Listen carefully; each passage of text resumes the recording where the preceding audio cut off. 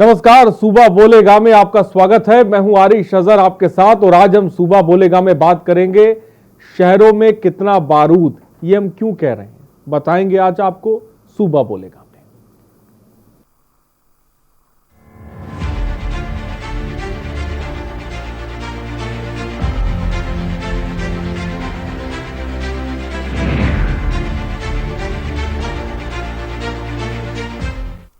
जी हां, देश में इस वक्त वायु प्रदूषण चरम पर है और उसका सबसे ज्यादा असर उत्तर प्रदेश में देखा जा रहा है।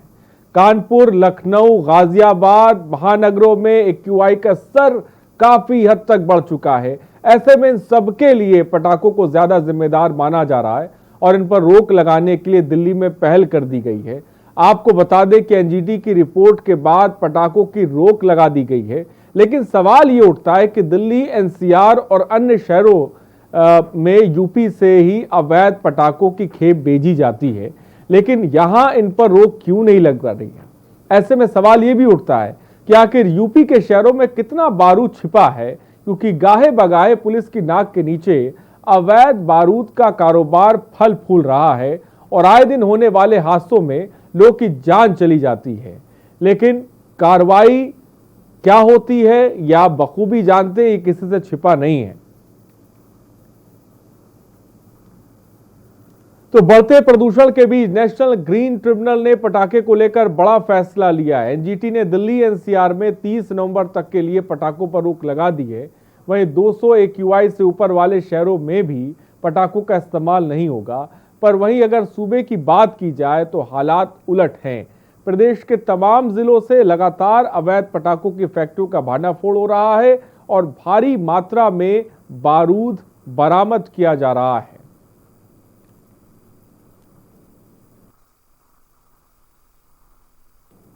और मेरठ में मवाना पुलिस ने दिवाली से पहले एक मकान पर छापा मारकर अवैध पटाखों का जखीरा बरामद किया है। दरअसल मवाना पुलिस को कस्बे के मोहल्ला कल्याण सिंह में राजोवाला बाग स्थित एक मकान में अवैध पटाखों को स्टॉक किए जाने की सूचना मिली थी और इसके बाद पुलिस मौके पर पहुंची तो रिजवान के घर से भारी मात्रा में बने हुए सुतली बम और पटाखे बनाने के लिए लाया गया बारूद बरामद हुआ। पटाखों का स्टॉक इतना ज्यादा था कि उसे देखकर पुलिस भी हैरान रह गई। सीओ के मुताबिक रिजवान के भाई आरिफ के पास पूर्व में पटाखा बनाने की प्रशासनिक अनुमति थी, जो काफी समय पहले ही समाप्त हो चुकी है। हालांकि रिजवान और आरिफ मौके से फरार हैं, जिनकी तलाश की जा रही है। ये तस्वीरें मवाना की है। एक घर की छत पर आप देखिए किस तरह से बारूद बिखरा पड़ा हुआ है। आप अंदाजा लगाइए, मवाना के अलावा सूबे में तमाम कस्बे हैं जहां पर पटाखे बारूद से बनाए जाते हैं और इन पटाखों को दिल्ली भेजा जाता है।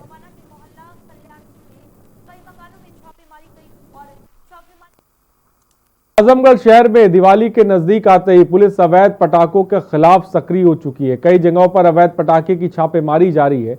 इसमें पुलिस को भारी मात्रा में अवैध पटाखे बरामद किए गए हैं। बता दें कि शहर के जामा मस्जिद मुकेरीगंज इलाके में अवैध पटाखा कारोबारियों के घर पर पुलिस ने छापेमारी की थी, जिसमें काफी मात्रा में पटाखे जब्त किए गए हैं।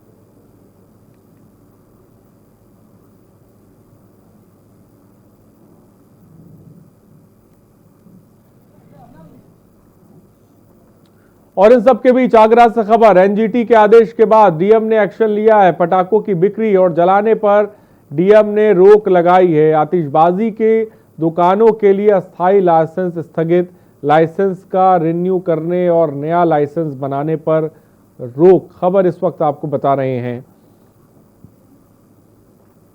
खबर इस वक्त आपको आगरा से बता रहे हैं। और दूसरी तरफ सूबे की तमाम जगहों से हम आपको तस्वीरें भी दिखा रहे हैं कि ग्रीन पटाखों की बात की जा रही है, लेकिन दूसरी तरफ हम देख रहे हैं कि सूबे में तमाम जगहों पर बड़ी मात्रा में पुलिस जो छापेमारी कर रही है, वहां से पटाखे के बारूद भी बरामद हो रहे हैं। एनजीटी के फैसले में कम प्रदूषण वाले शहरों को राहत है। कम प्रदूषण वाले शहरों में ग्रीन पटाखे जलाने की छूट है। ग्रीन पटाखे जलाने के लिए सिर्फ 2 घंटे की इजाज़त मिलेगी। दिवाली पर सिर्फ रात 8 से 10 बजे तक ग्रीन पटाखे जलाए जा सकेंगे। छठ पर सुबह 6 से 8 बजे तक ग्रीन पटाखों की इजाज़त होगी। क्या है ये ग्रीन पटाखे, ये अब आपके जहन में सवाल उठ रहा होगा। जी हाँ, सामान्य पटाखों की तरह ही होते हैं ये ग्रीन पटाखे। दिखने, जलाने और आवाज़ में एक समान होते हैं। 50% तक कम प्रदूषण ये ग्रीन पटाखे फैलाते हैं। मुख्य तौर पर ग्रीन तरह के ही होते हैं ये ग्रीन पटाखे, और जलने के बाद पानी पैदा करते हैं। ग्रीन पटाखे, इन पटाखों को कहते हैं सेफ वाटर रिलीज पटाखे। सल्फर और नाइट्रोजन कम पैदा करते हैं ये। ऐसे पटाखों को कहते हैं स्टार क्रैकर पटाखे। कम प्रदूषण के साथ साथ खुशबू भी ये पटाखे पैदा करते हैं, और ऐसे पटाखों को कहते हैं अरोमा क्रैकर्स पटाखे। तो कई किस्म के पटाखे हैं, और इन सब के बीच एक तरफ प्रदूषण है और एनजीटी के नियम भी हैं, दूसरी तरफ दम घोटू ये हवा है। जिस तरह से AQI लेवल, चाहे राजधानी लखनऊ की बात करें या फिर बात कानपुर शहर की करें, वहाँ पर जिस तरह से AQI लेवल बढ़ रहा है, तो ये सोचने पर भी मजबूर कर रहा है कि आखिर हम सांस कहाँ पे लें। नंबर्स लगातार फ्लैश हो रहे हैं। सुबह बोलेगा में आप जुड़िए, अपनी बात रखिए। हमारे साथ हमारे संवाददाता भी जुड़ेंगे, उनसे भी हम पूछेंगे कि आखिर शहरों का हाल क्या है, पुलिस कार्रवाई क्या कर रही है जिस तरह से बारूद बरामद हो रहे हैं। क्योंकि आपको पता है और आप जानते भी हैं कि बड़े पैमाने पर जो ये पटाखा व्यवसाय है या ये जो कारोबार है, ये फल फूलता पुलिस की सरपरस्ती में है, ये किसी से छिपा नहीं है। लेकिन अब पुलिस कार्रवाई कर रही है, लेकिन बड़े पैमाने पर यह भी देखने को मिल रहा है कि बारूद शहर में बरामद हो रहा है। उत्तर प्रदेश में कितना बारूद है आप अंदाजा लगा सकते हैं।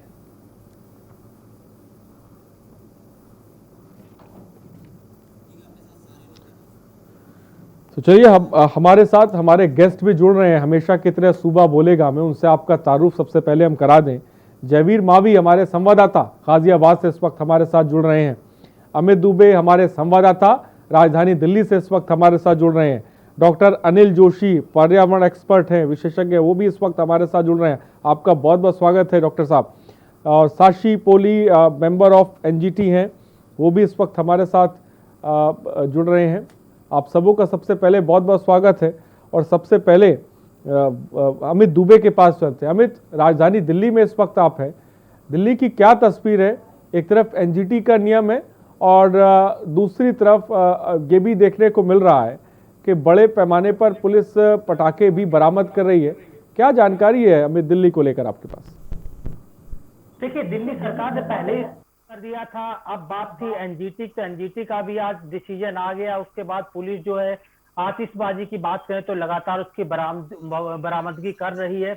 लेकिन सबसे बड़ी चीज कि पहले दिल्ली सरकार की तरफ लाइसेंस दे दिए गए थे और उसके बाद इस तरह की कार्रवाई हो रही है। तो ऐसे में इसे लेके एक तरफ राजनीति भी हो रही है, बीजेपी विरोध भी कर रही है। दूसरा, चूंकि एनजीटी का अब फैसला आ चुका है, जाहिर तौर पे दिल्ली एनसीआर इससे अछूते नहीं है। दिल्ली एनसीआर में अगर पोल्यूशन की बात करें तो 450 से ऊपर लगभग ज्यादातर स्थान है जहां पे बना हुआ है।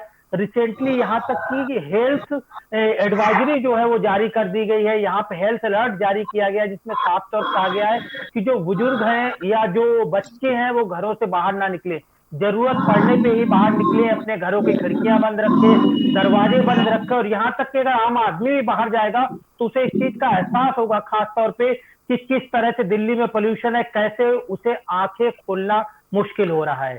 जी, मैंने बताया कि दिल्ली में कितना पोल्यूशन है और साफ तौर पे अमित दुबे, मेरा सवाल ये, एनजीटी ने नियम तो बना दिए, नियम हमने तमाम देखे, लेकिन कैसे इसको फॉलो कराया जाएगा जमीनी स्तर पे, ये बहुत बड़ी बात है, क्योंकि त्योहार बिल्कुल सर पर आ गया है। सबसे बड़ी चीज की यहीं पे आके समस्या होती है। कोई पहली बार का मसला नहीं है, इससे पहले भी एनजीटी ने कई सारे डिसीजन दिए थे। हर साल जब भी दिवाली के आसपास का वक्त आता है, उस टाइम इस तरह की सिचुएशन बनती है। और इसके लिए दिल्ली सरकार खासतौर पर उन किसानों की बात करती है जो पराली जलाते हैं, पराली के धुएं की बात करें तो उससे प्रदूषण बढ़ता है, इसमें कोई शक नहीं है। और हर साल दिल्ली में पूरी तरह से धुंध छा जाती है। दूसरी बड़ी चीज जो यहाँ पे निकल के आती है कि पहले एहतियात नहीं बरते। रिसेंटली में नोएडा में देखा किस तरह से लाखों रुपए तमाम बिल्डर्स के ऊपर जुर्माना ग्रेटर नोएडा अथॉरिटी की तरफ से किया गया है। यानी बिल्डर्स को भी जो चीजें एनजीटी की तरफ जो गाइडलाइंस है उसका पालन नहीं करते, धूल के कणों की बात करें तो रिसेंटली 12% ज्यादा धूल के कण अमूमन जो धूल के कण होते हैं उससे 12% ज्यादा कण यहाँ पे विद्यमान है। तो ऐसे में मुश्किल जो है वो लगातार बढ़ती जा रही है। और अब एनजीटी पटाखों पे बैन जरूर कर रही है, लेकिन जो लोग पटाखे लेके आ चुके हैं, खासतौर पे जिन लोगों को लाइसेंस मिले थे, क्या वो पटाखे ऐसे ही गायब हो जाएंगे? तो जाहिर तौर पे हर कोई जानता है कि वो इस तरह गायब नहीं होंगे, वो चोरी छिपे जो है बेचे जाएंगे। और यहाँ तक भी कि कहीं ना कहीं आतिशबाजी भी होगी, भले उसकी संख्या कम हो। दिल्ली पुलिस को रोकने के लिए दिल्ली पुलिस ने कमान भले ही संभाल ली हो, लेकिन कई सारी चीजें जो है वो पर्दे के पीछे दिखाई देंगी। और सबसे बड़ा कारण कि प्रदूषण लेके चाहे सुप्रीम कोर्ट हो, हाई कोर्ट हो, एनजीटी हो या सरकारें हो, तमाम दावे और वादे हर साल करते हैं और हर साल वो यहाँ पे फेल नजर आते हैं। और यही बड़ी वजह है कि इस बार फिर 9 नवंबर से लेकर और 30 नवंबर 12 बजे तक पटाखों पे पूरी तरह से यहाँ पे प्रतिबंध लगाया गया है। लेकिन ये प्रतिबंध कितना काबिज होता है, हालांकि अभी तक दिल्ली सरकार और डिवीजन लेके नहीं आई।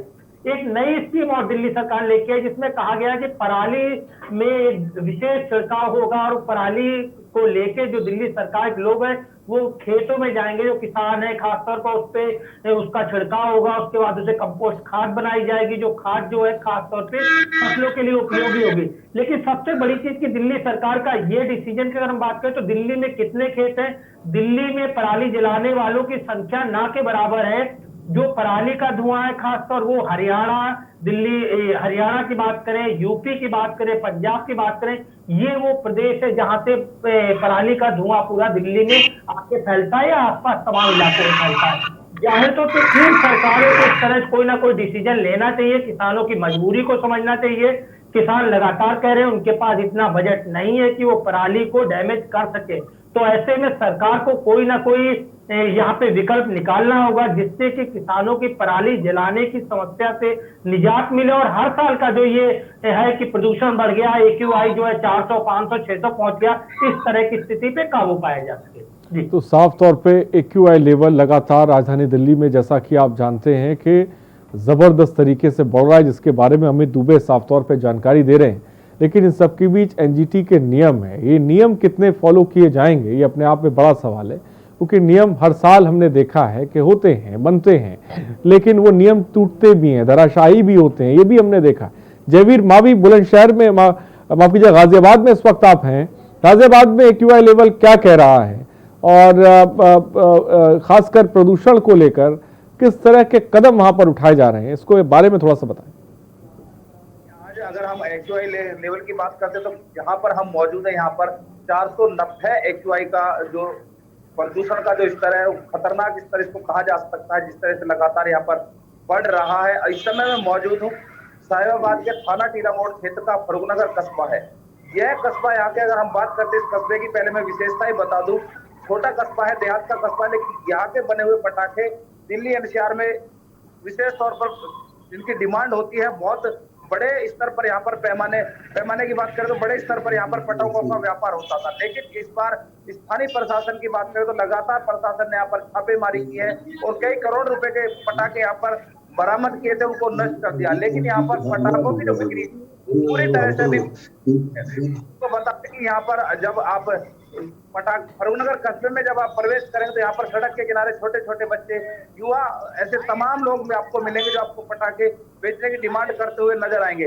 हालांकि अगर बात करें तो टीला मोड़ थाना पुलिस ने भी यहाँ पर कल से अभी तक 5 लोगों को गिरफ्तार किया है जो इस तरह का व्यापार कर रहे थे, उनको जेल भेजा गया। लेकिन जब सवाल आता है प्रदूषण का, तो अगर हम बात करें तो पटाखों की बात करते तो पटाखों से इतना प्रदूषण नहीं है। यहाँ पर अगर हम बात करते तो जो अवैध प्रदूषणकारी इकाइयां, जो अवैध फैक्ट्रियां, चाहे वो जींस की फैक्ट्रियां हो, जींस रंगाई की फैक्ट्रियां हो, या फिर जो केमिकल की जो ई वेस्टेज की फैक्ट्रियां, लगातार बड़े पैमाने पर यहाँ पर कहा जा सकता है बहुत बड़ी संख्या में यहाँ पर ऐसी फैक्ट्रियां हैं जिनसे यहाँ पर प्रदूषण फैलता है।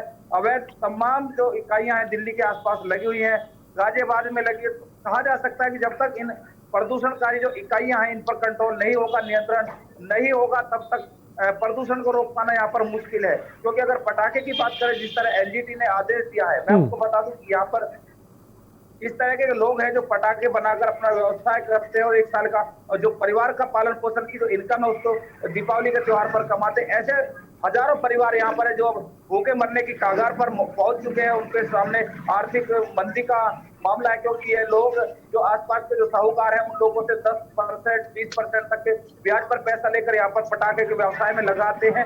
अब ऐसे में क्योंकि ये व्यापार बंद हो चुका है, तमाम ऐसे लोग हैं जिनके सामने आत्महत्या तक जैसे करने कदम उठाने की अब हालात पैदा हो चुके हैं। आखिर अगर पटाखे की बात करते हैं तो जिस तरह से जो जिला प्रशासन है जब अनुमति देता है, अब ग्रीन पटाखों की यहाँ पर अनुमति दी गई है, लेकिन पिछले कुछ दिनों से यहाँ पर जो स्थानीय प्रशासन है जो ग्रीन पटाखे उनको लगातार यहाँ पर बंद करा रहा है। जो दुकानें थी, तमाम दुकानें यहाँ बंद कराई गई थी, लेकिन अब ऐसे में जो आखिर किस तरह प्रदूषण को रोका जाए, क्योंकि 400 सही कहा जयवीर, प्रदूषण को किस तरह से रोका जाए ये सवाल बहुत बड़ा है और काफी लंबे समय से ये सवाल सामने है।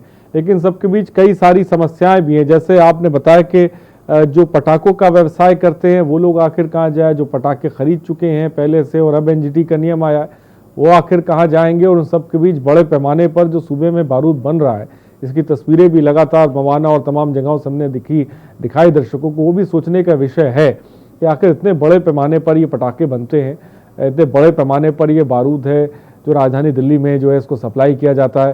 फिलहाल एनजीटी का नियम इस पर आ गया और हमारे साथ डॉक्टर अनिल जोशी पर्यावरण एक्सपर्ट हैं, जाने माने एक्सपर्ट हैं, देश के जाने माने एक्सपर्ट हैं और सीधे उनके पास चलते हैं। डॉक्टर साहब सबसे पहले बहुत बहुत स्वागत है आपका सर। मेरी आवाज़ आप तक पहुंच रही है सर? जी, अब मेरी आवाज आ रही है? जी, आपकी आवाज़ बिल्कुल साफ आ रही है। डॉक्टर साहब मैं समझना चाहूँगा AQI लेवल हम देख रहे हैं लगातार बड़े बड़े शहरों में आसमान छू रहा है। स्मॉग की हम लोग बात करते हैं और स्थिति कितनी भयावह है कि सांस लेना भी बड़े शहरों में मुश्किल हो गया है। इसके पीछे बड़ी वजह आपको क्या नज़र आती है? और हाल फिलहाल जो एनजीटी के फैसले, जो नियम, जो कदम उठाए गए हैं उसको आप किस तरह से देखते हैं, मैं आपसे जानना चाहूँगा। देखिए, ऐसा होता है कि कुछ मुद्दे ऐसे होते हैं कि सब असहाय हो जाते हैं।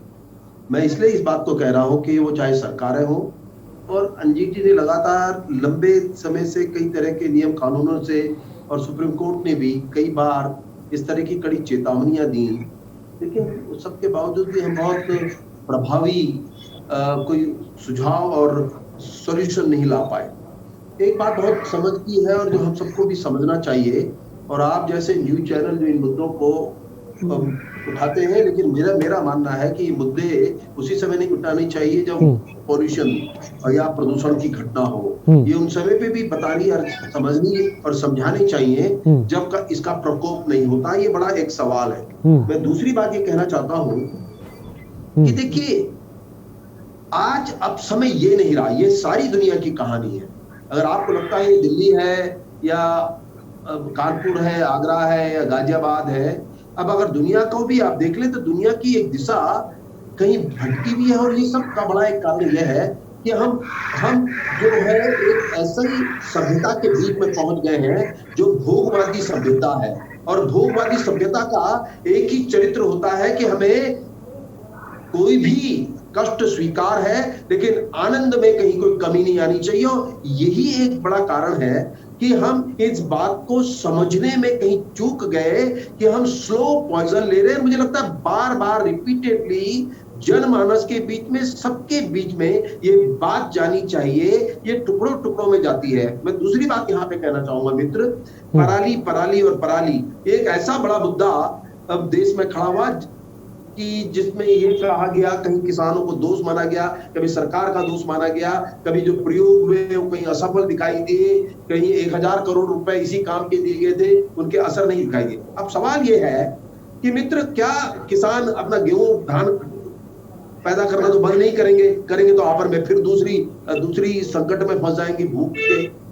अब इसको एक और तरीके से देखने की कोशिश होगी कि आपको ये जानना चाहिए कि इस देश के कई कोनों में चारे का बड़ा संकट है। आप राजस्थान देखिए, आप देश के कई कोनों में चारे का संकट है। और अगर सरकार की व्यवस्था इस तरह से हो जहां चारे के लिए कई तरह की योजनाएं देश में चलती हैं, तो अब ये पराली आपको भी पता है, हम गांव घर से जुड़े हुए हैं, हम इसको सुखाते थे, इसको चारा देते थे, इसमें कई और वैल्यू ऐड करते थे। मुझे लगता है कि एक इस दिशा में सोचने की आवश्यकता है कि हम पराली को न जलाएं, ना इसको कंपोस्ट के लिए कोई बड़ा प्रभाव नहीं है, हमारे तमाम तरह के प्रयोग एक तरह से फेल हो गए हैं। और किसान इस बात को मान के चलता है कि उनके सरकार के द्वारा या विज्ञान के द्वारा किए गए प्रयोग उसके लिए बड़ी कामयाबी उसके हिस्से में नहीं आए। एक मैं इसको इस तरह से कहना की कोशिश कर रहा हूं। दूसरी बड़ी बात यह है कि आखिर नियम कानून समाज के बनाए हुए हैं और ये समाज को बांधने के बनाने के लिए होते हैं। अब अगर हम मरने पे ही उतारू हो जाए और हम ये भी जान रहे हैं कि सब गड़बड़ है, सब खराब है, क्योंकि मुझे याद है कि 17 के आसपास की बात है कि जब सुप्रीम कोर्ट ने बड़ा फटकार लगाई और एनसीआर और दिल्ली के आसपास पटाखे फोड़ने पर पाबंदी लगा दी, तो एक कोई राजनेता भी थे हमारे बीच में जिन्होंने कहा देखी जाएगी लेकिन दिवाली में तो पटाखे फोड़ने ही है। जब ये चरित्र और ये नैतिकता हमारे बीच में होगी, मैं गाजियाबाद की बात बोल रहा हूँ, वही का ये संदर्भ था, तो आप सोच लीजिए जो हमारा नेतृत्व कर रहे हैं वो लोग अगर इस बात की गंभीरता से दूर हैं, तो अब कैसे आप एक आम व्यक्ति को इस मुहिम पे प्रदूषण पे नियंत्रण करने के लिए रोक सकते हैं। फिर आप रियल एस्टेट बिजनेस है जहां धूल को लेकर के 12% के भी मित्र ने एक जिक्र किया। असल में क्या है, ये जो भोगवादी सभ्यता है ये सबसे घातक होती है और इसलिए जरूरी है कि एक बड़ी मुहिम, चाहे वो इस समय का समय हो चाहे अन्य समय का, प्रति मिनट हम 20 से 25 बार सांस लेते हैं और ये 25 बार अगर हम मैली सांस लेते हैं तो कल आने वाले समय में हम फेफड़ों से जुड़ी तमाम व्याधियों के शिकार होने जा रहे हैं। यही सबसे बड़ी मुहिम होगी। जब तक आम मानस इसकी गंभीरता को नहीं समझेगा, यही चीज डॉक्टर साहब आपने मुहिम की बात करी, मुद्दों की बात करी, बिल्कुल सही आपने कहा कि जीवन में जो सबसे कीमती चीज है हवा, वही हम आने वाली पीढ़ी को ऐसा लग रहा है कि अच्छी नहीं दे पा रहे और मौजूदा वक्त में अपने लिए भी हमारे लिए अच्छी नहीं है। लेकिन इस बीच जी शिवराम, एक दर्शक डॉक्टर साहब जुड़ गए हैं, मैं उनसे उनकी बात सुन लेता हूँ। शिवराम जी अपनी बात को रखें आगरा से। हाँ जी जी बोलिए शिवराम जी। हाँ, ऐसा था 17 तारीख को मुझसे घर से बुला के लाए थे आगरा के लिए। बोले चलो मैं ड्राइविंग करता हूँ, बोले ट्रक मेरा तैयार हो गया, उसको लेके आते हैं आगरा से जी। मैंने कहा चलो। तो वहाँ पे जाने के बाद में आगरा में 3 आदमी फिर मिलती है, तो ये अपनी बुलेरो से घर से लेके गए थे, बोले ट्रक को तैयार हो गया, उस ट्रक को लेके आते हैं। चलो भाई, नाम तो ही थे। हेलो, शुक्रिया शिवराम जी। मैं चाहूँगा कि तमाम दर्शक जो भी सुबह बोलेगा कि कार्यक्रम में हमारे साथ जुड़ रहे हैं, वो मौजूदा वक्त में जिस मुद्दे पर हम बात करें, तमाम मुद्दों पे और आप ही से जुड़े हुए मुद्दों पर बात करते हैं, तो मौजूदा वक्त में जिस मुद्दे पर हम बात करें उस मुद्दे को लेकर ही अपनी बात रखें। आज हमने बात प्रदूषण की उठाई है, आपकी ज़िंदगी से जुड़ी हुई उठाई है। मैं चाहूँगा कि आप इस पर बात रखें। और इस बीच एक दर्शक हमारे साथ उमेश जैन जी जुड़ गए। उमेश जैन जी अपनी बात को रखें। नमस्कार साहब। जी नमस्कार, बोलिए। हाँ, मैं ये कहना चाह रहा था ग्रीन पटाखों के संबंध में कि ग्रीन पटाखों के चक्कर में सब तरह के पटाखे छुड़ाए जाते हैं। प्रशासन का और पुलिस का कोई कंट्रोल नहीं है। ग्रीन पटाखे तो नाम के हैं और मोटे मोटे बम सब छोड़े जाते हैं और 1-1.5 बजे तक छोड़े जाते हैं। प्रशासन का उन पर कोई कंट्रोल नहीं है, पुलिस का भी कोई कंट्रोल नहीं है। अपनी मर्जी से जो अमीर लोग होते हैं वो पटाखे। ठीक है उमेश जैन जी, बहुत बहुत शुक्रिया हमसे जुड़ने के लिए और अपनी बात रखने के लिए। तो लगातार दर्शक भी जुड़ रहे हैं, आप कॉल कर सकते हैं, नंबर्स नीचे लगातार फ्लैश हो रहे हैं। प्रदूषण को लेकर आप क्या सोचते हैं और आप क्या सलाह, क्या बात कह सकते हैं, उसको भी आप, मैं चाहूँगा कि हमारे कार्यक्रम में रखिए। देश आपको सुन रहा है, तमाम प्रशासनिक और सरकारी लोग भी चीज़ों को देख रहे हैं। और फिलहाल डॉक्टर साहब भी हमारे साथ जुड़े। डॉक्टर साहब, मैं समझना चाहूँगा आपसे कि मौजूदा वक्त में जो सरकारें हैं वो खासकर प्रदूषण को लेकर क्या आपको लगता है कि सही से काम कर रहे हैं? हम तो घोषणा पत्र में भी देखते हैं कि प्रदूषण का कहीं जिक्र नहीं होता है, वो जबकि सबसे बड़ी जिसे कह सकते हैं कि ज़रूरत एक अच्छी हवा है, लेकिन वो कहीं मुद्दा नहीं है। आखिर ऐसा क्यों आपको लगता है? ठीक है। और डॉक्टर साहब, मैं आपको रोकना चाहूँगा। इस वक्त हमारे साथ चक्रपाणी महाराज जी जुड़ गए। चक्रपाणी महाराज जी, बहुत बहुत स्वागत है आपका। जी आरिफ जी, धन्यवाद। जी, क्या कहेंगे जिस तरह से एक तरफ प्रदूषण और एक्यूआई लेवल लगातार बढ़ता जा रहा है और एनजीटी के एक तरफ नियम भी हैं, इसको लेकर आप क्या सोचते हैं? नहीं, देखिए, एनजीटी के जो नियम है, सवाल इस बात का है कि जो पराली जलाए जा रहे हैं, आप चले जाइए हरियाणा में, पंजाब में पूरी तरह जलाए जा रहे हैं, आखिर उस पे जुर्माना उन लोगों पे क्यों नहीं लग रहा है? क्या उनके लिए कोई कड़े कानून या कोई भी जो कानून है उसका इस्तेमाल क्यों नहीं किया जा रहा है? तो सवाल जी, आपको लगता है कि प्रदूषण सिर्फ पराली जलाने से होता है? बिल्कुल, अब तो ये तो 40% पराली से ही हो रहा है। अभी तो सर्वे भी आया था और पूरी वो है। अब हमें क्या लगता है, तो ये तो जो सरकारी सर्वे उसके अनुसार, और बाकी गाड़ी और पराली से ही हो रहा है, तो 80% पराली से हो रहा है। सवाल इस बात का है कि और जब पराली जलाने की सीजन होते तभी क्यों होता है? अभी पराली जलाए जा रहे, प्रदूषण हो रहा है। तो ऐसी तो कोई ये छिपी हुई बात तो है नहीं कि घर में कोई छुपा के ऐसा हो रहा है जिसके लिए जांच की आवश्यकता है। जी, जो बड़े बड़े शहरों में बड़ी बड़ी गाड़ियां हैं और ये जो बड़े बड़े इंडस्ट्रियल एरिया है, ये कोई ऑक्सीजन तो सर नहीं उगल रहे हैं ना, ये भी तो धुआं ही फेंक रहे हैं। ये भी गाड़ियां हैं, बड़ी बड़ी फैक्ट्रियां हैं, अवैध रूप से जो निर्माण हो रहे हैं, जो गाइडलाइन के खिलाफ जाकर की जा रही है, ये सब कई कारण होते हैं प्रदूषण के। लेकिन जिस प्रकार के एनजीटी सिर्फ दीपावली पे पटाखे कोई रोक देता है ना, ये बड़ा चिंताजनक हो जाता है कि दीपावली पे पटाखे प्रदूषण फैला देता है, होली पे पानी का नुकसान हो जाता है और रंग से प्रदूषण हो जाता है, छठ पे प्रदूषण हो जाता है। तो ये बड़ी बेतुकी बातें लगती है। मूल विषय ये है कि जो कानून है, जो कड़े कानून इसके लिए बने हैं, उसका इस्तेमाल करना चाहिए प्रशासन को, और तभी जाके प्रदूषण रुकेगा। और प्रदूषण के लिए पूरी मानवता के लिए खतरा है, इससे कोई इनकार नहीं कर सकता, लेकिन वो सबके लिए होना चाहिए। और सख्ती से जब कानून उसको लागू किया जाएगा तो ही ये प्रदूषण होगा, क्योंकि प्रदूषण सिर्फ हमारे आपके लिए ही नहीं है, प्रदूषण आने वाले भविष्य के लिए खतरनाक है। तो इसलिए इस पे जितना हो सके कड़े से वो करके एक सख्त। सुन पा रहे हैं आप स्वामी जी? आपको देश सुन रहा है, मैं चाहूंगा बहुत जिम्मेदारी से जो भी कहें बहुत जिम्मेदारी से कहें। आपको लगता है कि पटाखों से प्रदूषण नहीं होता?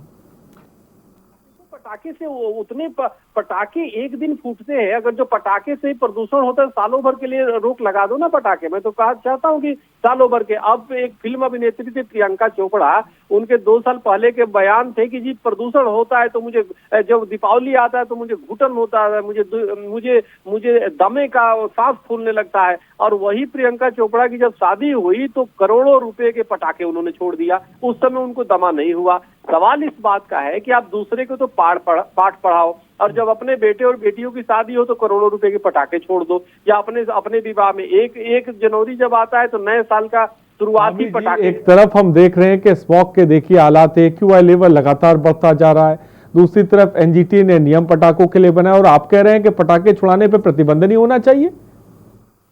नहीं, आप मेरी सब बातें तो ध्यान से सुन नहीं रहे या सुनना नहीं चाहते।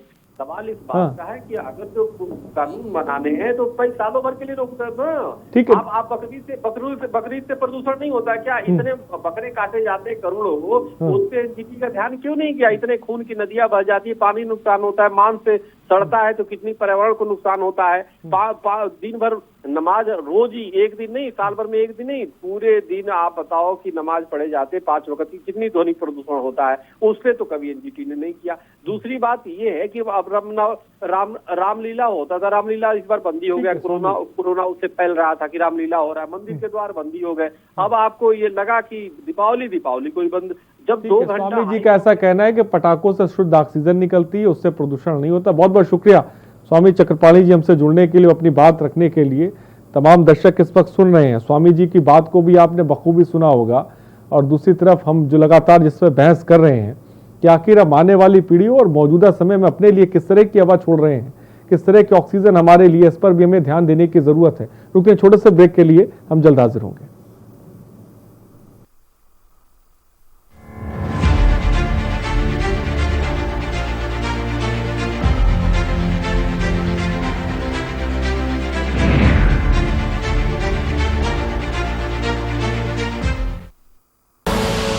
आप देख रहे हैं के न्यूज, खबरों का सारथी।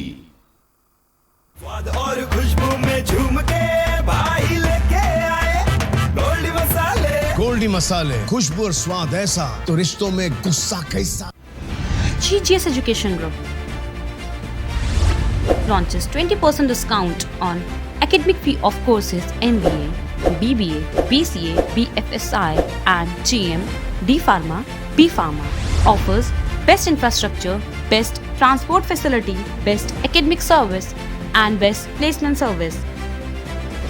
Register today to avail 20% discount.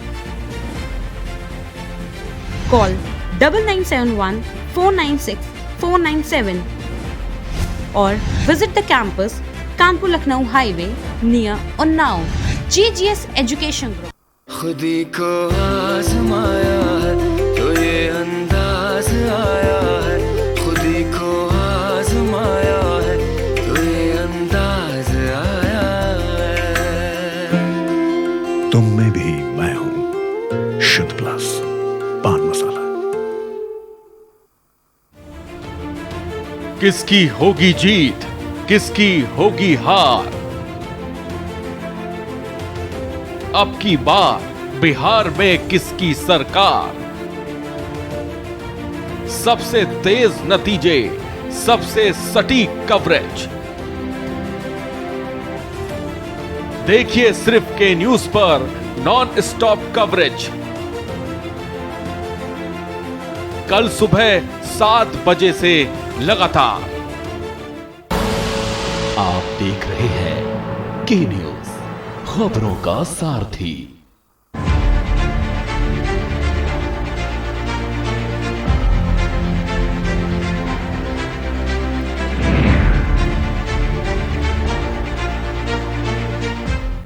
के बाद आपका स्वागत है. सुबह बोलागा में शहरों में कितना बारूद है इस पर हम बात कर रहे हैं, लेकिन हमारे मुल्क में एक बहुत बड़ी समस्या है. हर चीज को चश्मे से, मजहब के, धर्म के चश्मे से देखा जाता है. इसीलिए यहाँ पर गाय हिंदू हो जाती है और बकरा मुसलमान हो जाता है. और चक्रपाणी जी को बखूबी थोड़ी देर पहले आपने सुना, जहाँ पर वो जिस तरह से कह रहे थे कि पटाखों से किसी तरह का प्रदूषण नहीं होता है. ये बहुत बड़ी एक समस्या. और इस बीच हमारे साथ राजेंद्र लखनऊ से जुड़ गए. राजेंद्र जी अपनी बात को रखें.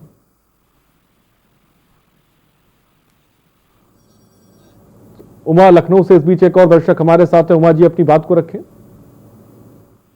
उमा जी, क्या मेरी आवाज आप तक पहुंच रही? बोलिए. ठीक है, मुझे लग रहा है कि उमा जी से भी हमारा संपर्क टूट गया. फिलहाल बहुत बहुत शुक्रिया हमसे जुड़ने के लिए. अमित मध्य प्रदेश से, काफी दूर से एक दर्शक हमारे साथ है. अमित जी अपनी बात को रखिए, क्या कहेंगे आप?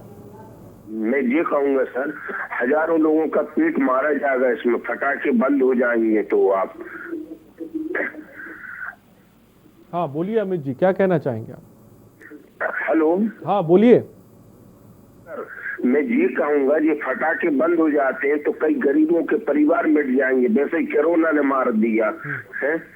आप बताइए, आप कैसे गरीब लोग फटाके बना के साल भर अपना घर चलाने के लिए सोचते हैं कि घर चलाएंगे, अब हम ये करेंगे वो करेंगे. अमित जी, अगर पटाखे बड़ी तादाद में बनाए भी जाएंगे तो इंसानियत भी मिट जाएगी. ये भी सोचने की जरूरत है. फिलहाल बहुत बहुत शुक्रिया अमित जी हमसे जुड़ने के. मैं मानता हूं कि लोगों का इससे व्यापार जुड़ा हुआ है, उसके लिए हमें विकल्प तलाशने की जरूरत है. लेकिन अगर इस तरह से जब AQI लेवल शहरों का ज्यादा है, जब बड़े पैमाने पर पटाखों को बनाया जाएगा, तो ये भी. और इस बीच हमारे साथ उमा लखनऊ से इस बीच एक दर्शक है. उमा जी अपनी बात को रखें. मैं एक बहुत छोटा सा आदमी हूँ. मेरी राय ये है कि आज जो भी पैसे वाले हैं, हेलो. हाँ बोलिए. जो भी पैसे वाले हैं, बड़े पैसे वाले, कम पैसे वाले, और आज मेरी राय सिर्फ इतनी है कि जो लोग 5,000, 10,000, 20,000 का, मैं देखता हूँ कि 10,000, 20,000 का पटाखा बच्चों के बीच में दे देते हैं खरीद करके. इससे एक बहुत बड़ा समाज के लिए जो प्रदूषण फैलता है, ये घातक है. किसी भी व्यक्ति के मन में यह विचार नहीं आता है कि ये दीपावली का त्योहार है, हम लोग का एक हिंदुओं का बहुत बड़ा एक पर्व माना जाता है. आज हम किसी के घर दीपक है, लैया है, मिठाई है, अगर जो 100 रुपया का दे दें 10,000 में, तो 100 लोगों के घर में जाएगा. ये किसी के विचार में नहीं आता. बस हमारी राय है कि अगर जो लोग धुआं में उड़ाते हैं पैसे को, और अगर जो 100 आदमी के बजाय 25 घर में, 50 घर में पैसे न दे करके, गरीब आदमी बहुत है जिनके घर में दीपक नहीं जल पाता है, बच्चे मीठा नहीं पाते हैं, लिया नहीं पाते हैं, तो हमारी राय एक छोटी सी कि इसमें न खर्च करके अगर जो लोग इसमें खर्च करें थोड़ा, तो उसका आनंद और आएगा. बहुत अच्छी बात। वहाँ दर्शक हमारे साथ जुड़े थे, बहुत अच्छी बात इन्होंने कही, जो सब पे लागू करनी होनी चाहिए, सबको माननी भी चाहिए कि वो गरीब लोग जो त्यौहार नहीं बना पा रहे हैं, हमें उनको इन पटाखों के पैसे देने जाए ताकि कि वो सही तरीके से दिवाली के त्यौहार को बना सके। और यही एक अच्छा त्यौहार है और इससे एक जो मैसेज जाता है समाज में वो भी बहुत, जिसे कह सकते हैं, बड़ा मैसेज होता है, जिस पर जो बहुत ज़्यादा ज़रूरी है इस वक्त की सिचुएशन में जिसे हम बात करें। फिलहाल इस वक्त हमारे साथ साक्षी मोली, मेंबर ऑफ एनजीटी हैं, इस वक्त हमारे साथ जुड़ गई हैं। साक्षी मोली जी, बहुत बहुत स्वागत है आपका। साक्षी मोली जी, मेरी आवाज आप तक पहुंच रही है?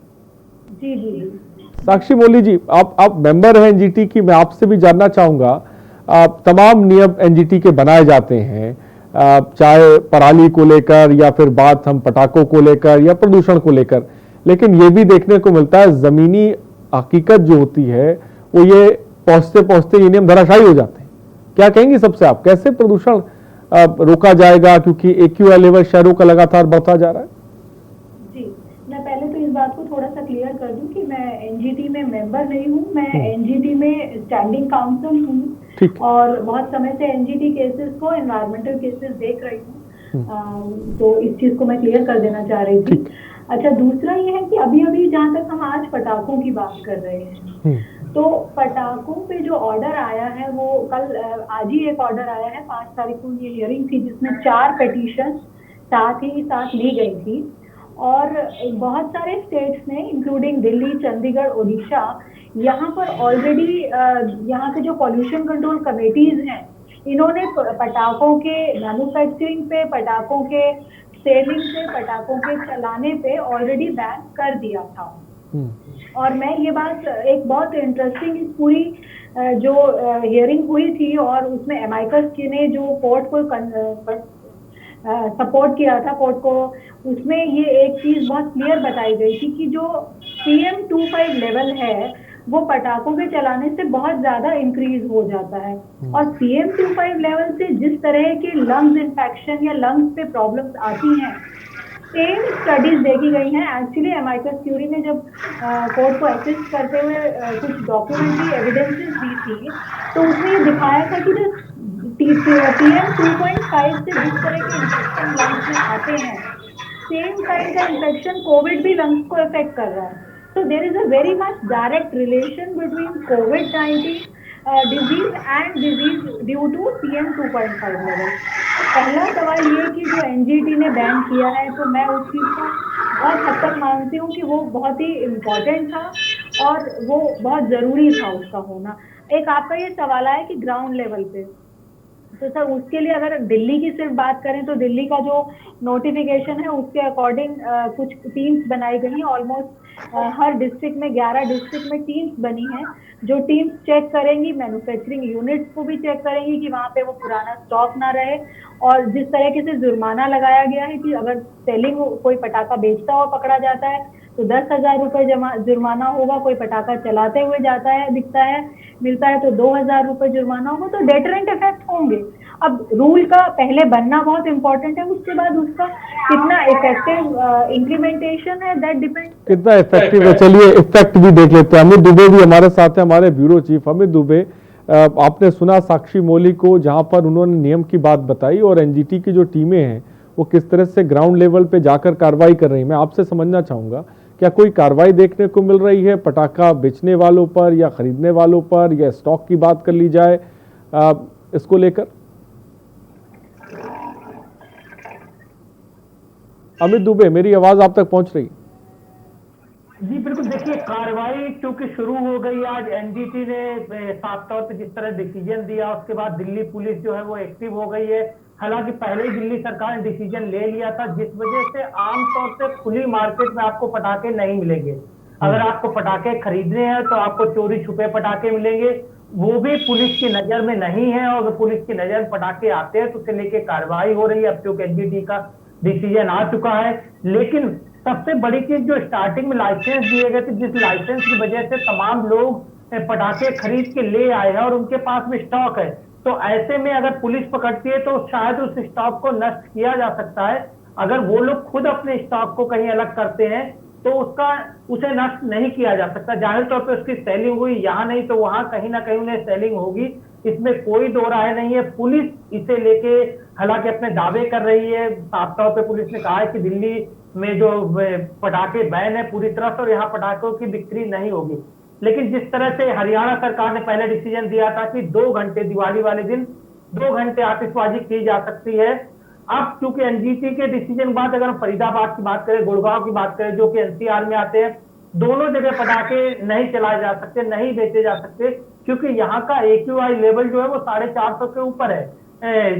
दोनों जगह की बात करें तो ऐसे में बहुत क्रिटिकल स्टेज आ गई है। अब क्या वो पटाखे कहाँ बेचे जाएंगे? क्या फरीदाबाद के और बाहर जहाँ AQI लेवल 300 से नीचे है, क्या वो ग्रीन पटाखे हैं वहां बेचे जाएंगे, वहां चलाए जाएंगे? कई सारी चीजें हैं। हालांकि पुलिस कितनी अलर्ट रहती है, प्रशासन कितना अलर्ट रहता है, ये देखना होगा, क्योंकि पिछली बार भी आतिशबाजी बैन थी, लेकिन उसके बावजूद दिल्ली में कई जगह पे जम के आतिशबाजी देखने को मिली और ऐसा नजारा इस बार भी संभावित है, इसमें कोई दो राय नहीं है। पुलिस अपना काम करेगी, कानून अपना काम करेगा और लोग अपनी तरह से उसका पालन करेंगे। साक्षी बोली जी, क्या कहेंगी जो बात अमित दुबे ने की कि नियम से पहले नियम की बात की जाए, उससे लाइसेंस भी जारी करिए गए, बड़े पैमाने पर पटाखे भी खरीद लिए गए और उसके बाद फिर फैसला ले लिया गया। अब जो व्यापारी है या पटाखा विक्रेता है वो आखिर कहाँ जाएगा? ये पटाखे जो बड़ी तादाद में खेप पहुंची हुई है, खेप कहाँ जाएगी? ये पहले ही क्यों नहीं फैसले ले गए कि पटाखे बनते ही ना और मार्केट में पहुंचते ही ना? इसके लिए मैं ये कहूंगी कि जहां तक बात है एनजीटी के डायरेक्शन की, किसी भी तरह के अगर लाइसेंस इशू किए गए हैं, जिसकी मुझे कोई पर्सनल नॉलेज नहीं है कि कौन कौन से पॉल्यूशन कंट्रोल कमेटी ने लाइसेंस इशू किए हैं, वो दिल्ली की कमेटी ने किए हैं या नहीं किए हैं, इसका मुझे कोई पर्सनल नॉलेज नहीं है। लेकिन अगर मैं एक बार को अमित जी की बात मान के ये मान भी लूं कि कोई लाइसेंसेस इशू हुए थे, तो उसमें जो कोर्ट का ऑर्डर है उसमें कोई इंटरफेरेंस होता नहीं है सर। कोर्ट से बहुत डायरेक्ट बिल्कुल क्लियर ऑर्डर्स हैं कि दिल्ली में एनसीआर में पटाखा नहीं चलेगा, क्योंकि इससे कोविड को एक तो वैसे ही पीएम लेवल बहुत ज्यादा पहले ही आई है, दूसरा इसका डायरेक्ट रिलेशन है कोविड-19 के साथ में। और इस समय उस तरह की देखिए, अब जब पीछे लॉकडाउन हुआ तो हर किसी ने सफर किया, व्यापार भी सफर हुआ, लोगों के काम धंधे भी सफर हुए, तो ऐसे में मान लिया जाए कि इंसान की जान से ज्यादा इम्पोर्टेंट तो वो नहीं हो सकता है, एक बात। दूसरी बात कि पटाखे वो कहाँ जाएंगे, कहाँ चलाए जाएंगे। जहां तक मैं देख रही थी, जो दिल्ली पॉल्यूशन कंट्रोल कमेटी का डीपीसीसी की जो डायरेक्शन है, जो नोटिफिकेशन है, उसमें तो ये साफ तौर पे लिखा हुआ है कि आने वाले 1 साल तक ये पटाखे ना चलाए जाएं। इस बात को उस नोटिफिकेशन में बहुत क्लियर किया हुआ है। और जो 2 घंटे वाली बात थी वो ये है कि एनजीटी का जो आज वाला ऑर्डर है, वो ऑर्डर इस बात को ऐसा बता रहा है कि जिन जिन एरियाज में इंडिया के जो स्टेट्स में पॉल्यूशन लेवल मॉडरेट नहीं है और लेस है, पुअर क्वालिटी नहीं है, वहां की गवर्नमेंट 2 घंटे की डायरेक्शन दे सकती है, वो भी सिर्फ ग्रीन क्रैकर्स के लिए। तो जहां तक मेरा मानना है मैन्युफैक्चरिंग का, ऑल्दो जो कुछ डेटा कल उस दिन 5 तारीख को कोर्ट में प्रोवाइड किए गए, उनके अकॉर्डिंग ग्रीन क्रैकर्स से भी पॉल्यूशन होता है। कुछ एक ऐसे सॉल्ट्स या ऐसे हैं जो शायद पॉल्यूशन कम करते हो, लेकिन पॉल्यूशन नहीं होता, ऐसा कुछ नहीं है। जो पॉल्यूशन है सर, उसके लिए तो ये बैन बहुत इम्पोर्टेंट है। अब वो कहाँ जाएंगे, कैसा जाएगा, उसको कोर्ट को वो देखने से ज्यादा इम्पोर्टेंट ये है कि human life is more important. तो साफ तौर पे साक्षी, आपने साक्षी पॉली जी को साफ तौर पे सुना, जिन्होंने बताया कि पटाखे जलाने से PM 2.5 ये ज्यादा बढ़ता है। और चक्रपाणी जी को भी आपने सुना होगा, उन्होंने कहा कि नहीं, पटाखों पर बैन नहीं, पटाखे फोड़ने चाहिए, इससे किसी तरह का प्रदूषण नहीं होता है। आप समझिए किस तरह के लोग हमारे समाज में और किस तरह की बातें वहां पे साफ तौर पे की जाती है। जयवीर मावी, आप गाजियाबाद में इस वक्त हैं, गाजियाबाद में मैं जानना चाहूंगा खासकर पटाखों को लेकर जिस तरह की खेप हम लगातार सूबे की तमाम जगहों पर देख रहे हैं, बरामद भी हो रही है, क्योंकि ये कार्रवाई जब ऐन मौके पर होती है, पहले से कार्रवाइयां देखने को नहीं मिलती हैं। जब त्योहार बिल्कुल नजदीक होता है तो कार्रवाइयां देखने को मिलती हैं। गाजियाबाद की बात की जाए, वहां पर किस तरह की कार्रवाई प्रशासन द्वारा की जा रही है, इसके बारे में थोड़ा सा बताएं, क्या टीमें बनाई गई हैं, किस पैमाने पर बारूद की और पटाखों की बरामदगी हो रही है?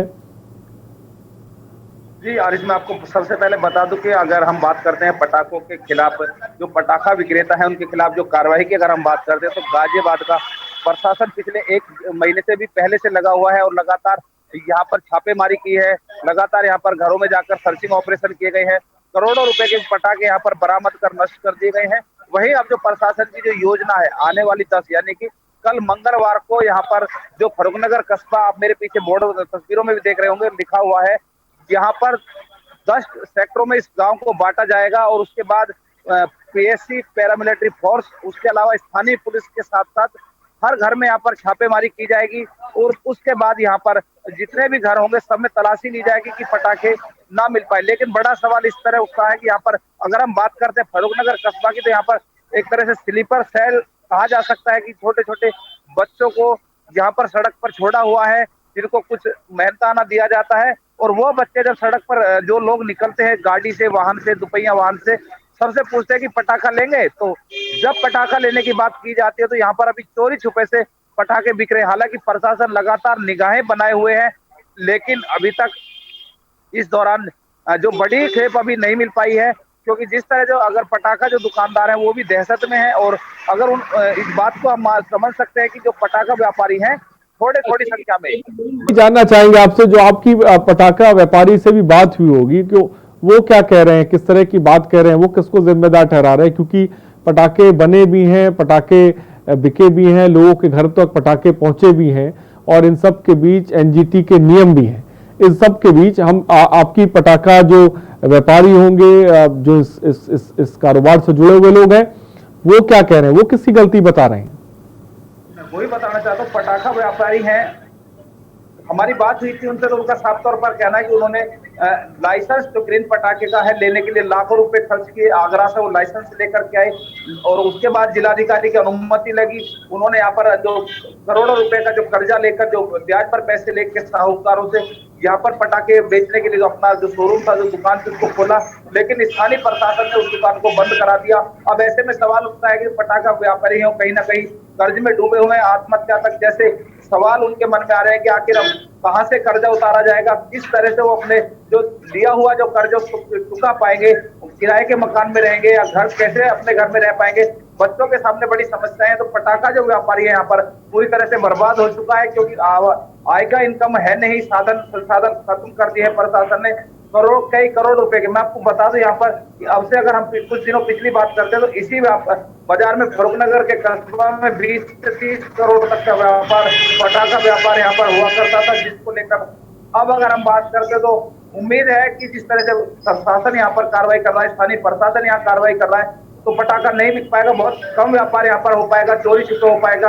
अभी भी यहाँ की पुलिस जो जहाँ मैं मौजूद हूँ, यहाँ से जो स्लीपर सेल के रूप में 5 युवकों को गिरफ्तार किया है, जो पटाखा के जो ग्राहक थे उनको लेकर जाते थे और पटाखा बिकवाते थे, उसको कमीशन मिलता था। ऐसे स्लीपर सेल यहाँ पर बड़ी संख्या में मौजूद है, लेकिन पुलिस की लगातार मुस्तैदी के साथ यहाँ लगी हुई है ऐसे जो स्लीपर सेल को गिरफ्तार करने के लिए। अब बड़ा सवाल उठ रहा है कि आखिर ऐसे में जो छोटे दुकानदार है, जो पटाखा खरीद चुके हैं, जिन्होंने लाइसेंस लेने के बाद पटाखे खरीदे हैं, जब पटाखे नहीं बिक पाएंगे तो वो क्या करें?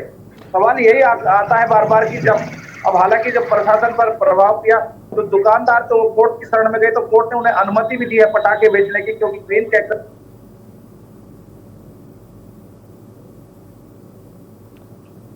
ठीक है जयवीर मावी, आपकी आवाज नहीं हम तक पहुंच पा रही है। अमित, आपने जयवीर मावी को सुना और लगातार दर्शक भी हमारे साथ जुड़े। ये जो स्थिति बन रही है जहां पर लाइसेंस लोगों ने लेने के लिए कई लाख रुपए भी दिए, उसके बाद लाइसेंस ले लिया, पटाखे उन लोगों ने खरीद लिए, बड़ा व्यापार होता है और अब आखिर वो भी कहां जाएं, ये स्थिति भी साफ तौर पर बनी हुई नजर आ रही है। जो कर्ज है उनको उतार पाएंगे? अमित क्या कहेंगे? रवैया रहा है, हल्का रवैया रहा है, क्योंकि अगर जब हम बात करते पिछले 8 महीने के, अगर हम बात ठीक है जयवीर, मैं आपके पास आऊंगा। जयवीर, मैं आपके पास आऊंगा। अभी क्या मेरा सवाल आप तक पहुंचा? आपकी आवाज भी नहीं आ रही है। ठीक है जयवीर, मेरी आवाज आप तक पहुंच रही है तो मैं आपके पास आऊंगा। अमित अपनी बात को पूरा करें। लगातार इस तरह की कार्रवाई हो रही है तो कहीं ना कहीं अमित, क्या मेरी आवाज आप तक पहुंच रही है? जी बिल्कुल। देखिए, अगर इस तरह सिचुएशन बात की जाए तो खासतौर पर दिवाली के आसपास दिखती है। जैसे अक्टूबर का महीना आता है, सर्दियों की हल्की दस्तक शुरू होती है, दिवाली का महीना आता है और हर साल यही कमोबेश स्थिति होती है। एक तरफ जैसे ही किसानों की पराली जलाने की सूचना आती है और दूसरी तरफ प्रदूषण की बात होती है और तमाम तरह की कार्रवाई जो है वो देखने को मिलने लगती है। चाहे वो बिल्डर्स के ऊपर बात करें जो कि लगातार धूल उड़ा रहे, तमाम कंपनियों की बात करें जो लगातार पोल्यूशन फैला रही है, उनको लेके कार्रवाई होती है। और इसके बाद कमोबेश जैसे ही सर्दियां लगभग खत्म हो गई, क्योंकि रिसेंटली जो है सर्दियों में अगर हम पोल्यूशन की बात करें तो चूंकि बारिश की कोई संभावना नहीं होती और ऐसे में तेज हवाओं की संभावना यहाँ पे नहीं नजर आती मौसम विभाग को, तो ऐसे में धुआं एक जगह जमा हो जाता है और पोल्यूशन लगातार बढ़ता जाता है। यही एक बड़ा रीजन है कि दिल्ली की स्थिति जो है वो डेंजरस जोन कहा जा सकता है। डेंजरस जोन हम इसलिए कह सकते हैं कि लगभग 7,500 मामले दिल्ली में कोरोना के निकले हैं। तो इससे अनुमान लगाया जा सकता है कि दिल्ली में कोरोना किस तरह से लगातार बढ़ रहा है और इसके पीछे भी सबसे बड़ी वजह पोल्यूशन ही माना जा रहा है, जो प्रदूषण लगातार बढ़ रहा है। तो तमाम संस्थान, चाहे वो लोगों का कोर्ट जाना हो या अन्य जगह, तमाम संस्थान एक्टिवेट हो जाते हैं, अपनी अपनी कार्रवाई शुरू कर देते हैं।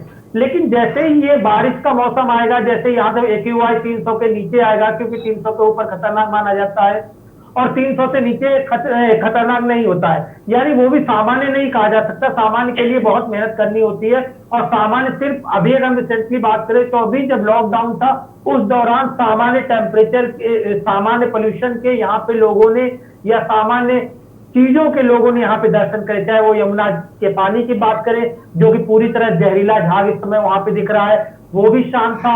चाहे हवा की बात करें, तमाम अन्य चीजें थी लॉकडाउन दौरान सही तरह से दिख रही थी। ऐसी स्थिति आज तक नहीं दिखी दिल्ली में और यही वजह है कि अब सरकार का क्या विकल्प बचता है। क्या एनजीटी ने जो डिसीजन दिया वो सही है? लोग भले ही विरोध करें लेकिन डिसीजन इसलिए सही है क्योंकि जिसकी बात खुद साक्षी पोपली जी कर रही थी कि 2.5 में जो मानक है जिससे लगातार हार्ट जो या लंग्स इफेक्ट होते हैं और यही जो है कोरोना से भी तमाम चीजें इफेक्ट होती है, तो एक ही सुर में सुर मिलना कहीं ना कहीं ज्यादा बड़ी बीमारियों को दस्तक दे सकता है। तो ऐसे में पटाखों की बिक्री या चलाने की बात हो, बेचने की बात हो, हर चीज पे बैन लगना निश्चित था और कोर्ट को लोगों को जिंदगी बचाने के लिए ऐसा करना था, इसमें कोई दो राय नहीं। लेकिन प्रशासन इसे कितना अमली जामा पहना पाएगा ये देखना होगा। दूसरी बड़ी चीज है कि तमाम विशेषज्ञ इस बात को कहते हैं कि हम लास्ट मोमेंट पे ही क्यों जाते हैं, हम पहले से इस तरह की तैयारियां क्यों नहीं करते हैं कि जो लोगों को इस तरह की सिचुएशन की नौबत ना आए। जिसकी मैं बात कर रहा था कि रिसेंटली ग्रेटर नोएडा अथॉरिटी ने लाखों रुपए जुर्माने तमाम बिल्डर्स, तमाम फैक्ट्रियों पे किए हैं, लेकिन यही जुर्माने पहले क्यों नहीं किए? पहले इस तरह ठीक है, सही कहा आपने दुबे। आपने साक्षी पोली जी में, साक्षी पोली जी, ग्रीन पटाखों का जिक्र किया जा रहा है, बहुत से लोग शायद ग्रीन पटाखों से वाकिफ होंगे लेकिन शायद बहुत से लोग नहीं होंगे।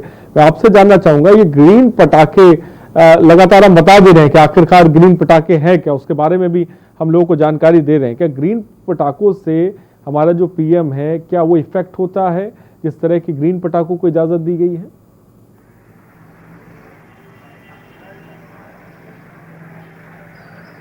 साक्षी पोली जी, मेरी आवाज आप तक पहुंच रही है?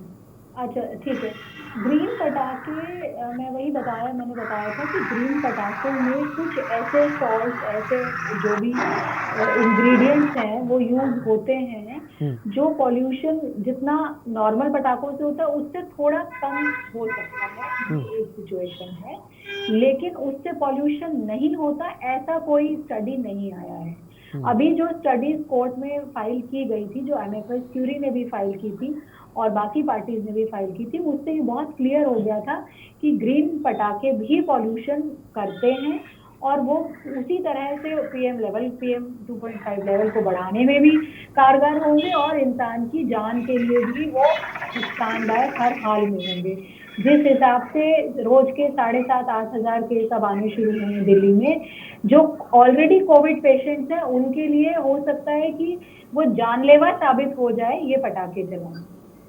तो साफ तौर पे आपने सुना जो साक्षी पोली जी ने ग्रीन पटाखों के बारे में जिक्र किया कि वो भी असर होते हैं, उससे भी हमारा जो PM है वो इफेक्ट करता है जो खतरनाक है। जैसा कि अमित दुबे साफ तौर पे कह रहे हैं, कोरोना काल है, कोरोना काल में आपको जैसा कि पता है लंग्स हमारा बेहतर होना चाहिए और जो सांस हवा है वो शुद्ध होनी चाहिए, लेकिन अगर उसी शुद्ध में जिस तरह से साक्षी पॉली ने बताया कि पीएम के आंकड़े बढ़ेंगे तो कितना घातक हमारे लिए हो सकता है। फिलहाल बहुत बहुत शुक्रिया अमित दुबे हमारे साथ जुड़ने के लिए और तमाम जानकारी देने के लिए। जयवीर आपका बहुत बहुत शुक्रिया हमारे साथ जुड़ने के लिए, तमाम जानकारी देने के लिए। साक्षी पॉली आपका बहुत बहुत शुक्रिया हमारे साथ जुड़ने के लिए, तमाम जानकारी देने के लिए। और डॉक्टर अनिल जोशी जी आपका भी बहुत बहुत शुक्रिया हमारे साथ जुड़ने के लिए। और तमाम दर्शकों आपका भी बहुत बहुत शुक्रिया हमारे साथ जुड़ने के लिए और तमाम जानकारी अपनी बात रखने के लिए। तो ये स्थिति है जिसके बारे में हमने आपको बताया।